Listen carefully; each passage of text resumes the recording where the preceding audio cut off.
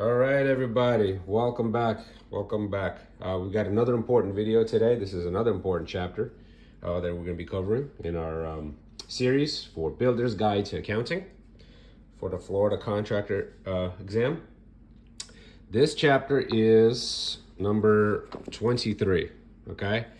And in this chapter, you're going to see some very important stuff. I keep saying it, but I do mean it. There's going to be some very important stuff in this chapter that will probably come up on the exam in one way or another. So I definitely spent some time in this chapter to review it. It's not a long chapter. Once again, I keep saying it. It's one of the things I actually like about this book, that they break everything down into short chapters so you can focus on individual things without just discussing way too much where everything just kind of blends in together. So let's get into it, because you definitely want to spend some time on this chapter, reviewing everything and doing a practice exam, practice questions, because it will help you. And like I said, you will see some things in this chapter that will come up during the exam. So financial ratios.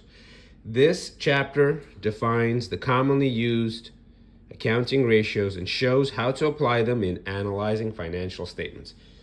Just kind of a brief description of what you're going to see here, okay? So, to indicate a single business transaction, ratios are used alone to express a relationship between the two factors at one point or period of time. I remember that from my exam, that exact line. So I would understand what a ratio is, because like I said before, on this exam, questions can be something as simple as a definition. So you definitely want to know what a ratio is and how it's applied. Next, we are on page 268.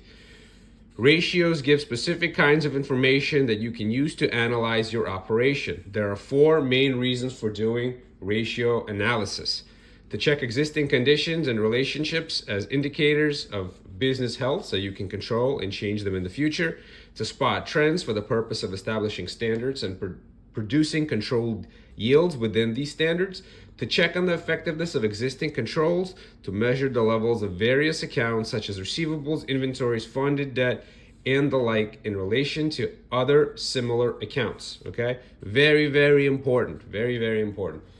As a matter of fact, I'm just going to highlight it here. Very, very important to know that. Next, the balance sheet ratios are talking about the current ratio, something that should be pretty familiar because we've discussed it in the previous chapters quite often. The current ratio compares current assets to current liabilities. Generally, a 2-to-1 current ratio is considered the satisfactory minimum. Very important, super important. This means your current assets should be double your current liabilities. And remember what the term current means. Current means within 1 year. Right there, super, super important. Next, we are on page 269. The working capital to funded debt ratio. Working capital to funded debt indicates the ability of an operation to meet its obligation. It also indicates whether a business is heavily dependent on outside funding. Very important. Next, page 270, combined ratios. Ratios that compare accounts on a balance sheet to accounts on the income statement are called combined ratios. For example, inventories are related to sales, but you shouldn't compare them in a ratio because the two accounts are presented on a different accounting basis. Next, page 271. The real turnover or physical turnover ratio is one of the most helpful ratios a builder can calculate. All right, and there's the actual ratio itself. So it's cost of sales over inventory at cost equals real turnover. Know that, or at least know where to find it, which is 271. Next, page 272. Income account ratios. The gross profit to sales ratio is expressed as a percentage. The ratio indicates the degree of control over direct costs. Gross profit over sales equals percentage of gross profit. Business owners tend to relax their controls when the money isn't tight, and this ratio is a good control guide. Changes in market types and in the cost of materials and labor also affect the gross profit ratio. Why? Because those topics are directly in the actual ratio. Okay, so percentage of gross profits. You'll know this, or once again, know where to find it. Next, the net income to sales ratio shows the margin of profit. This is usually expressed as a percentage. Net income over sales equals margin of profit. I mean, if you're a business owner, or if you've ever done any kind of like business accounting, that should be pretty familiar to you. Very, very important as far as general information, but also important as far as this test is concerned. Next, so this is, they're going to have a list of common ratios over here. We're not going to go over every ratio, but there's a couple that are important, I think, for the exam. But still, you know, as always, it's good practice to be able to know where to find this information.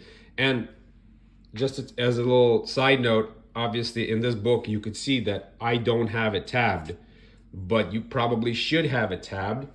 And in the description of the video, I'm putting a link to where you can get the tabs that you need to get, that will make your life a whole lot easier for the exam. You know, I already took the test, so I don't really need the tabs, and I've covered this book quite a bit. But for somebody who's going to be taking the test and time is of the essence, tabs will definitely make things a lot easier. So get yourself some tabs and tab these books out with the proper tabs. Next, so let's get into it. Let's get back to it. A list of common ratios. Here's a checklist of ratios. Balance sheet ratio, current ratio equals assets divided by current liabilities. Quick assets ratio, which is also called asset test.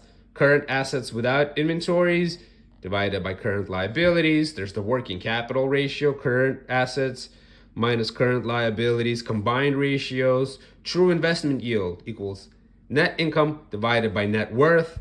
Margin of profit, very, very important, which is net income divided by sales, which is what we just discussed on the previous page. And that's about it. There's some practice questions. Definitely do these practice questions. They start at page 274. It's 15 questions. If you can answer these, you probably have a good grasp of the information in this chapter. Like I said, important chapter. Definitely something that you will come up on your exam. How many questions you're going to get that are related to ratios, I don't know. You could get one, you could get a bunch. Everybody's test is different. But I definitely remember multiple questions in my exam that discussed ratios. So do spend some time on this chapter. Do spend some time reviewing this chapter and reading this chapter. I think it's pretty important, and it's not very difficult. And that's about it for this chapter. If you've got any questions or comments, as always, let me know. Otherwise, thank you for watching, and I will see you in the next video.